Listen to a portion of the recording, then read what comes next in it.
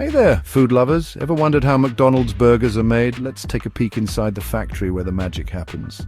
First up, the buns. They're delivered fresh daily. The assembly line kicks into gear and the buns are sliced and lightly toasted to get that perfect golden brown. Can you smell that? Next, the beef.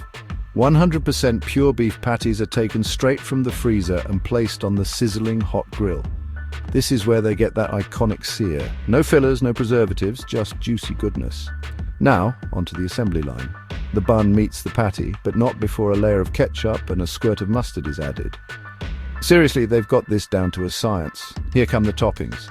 Freshly chopped onions and tangy pickles are added with precision. Each burger is a little masterpiece. Now for the cheese. The slices are added just as the patties come off the grill.